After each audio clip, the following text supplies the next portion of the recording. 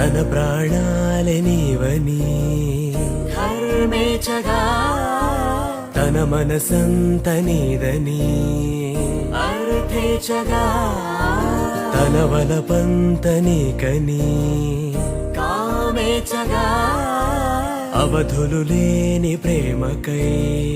మోక్షేచగా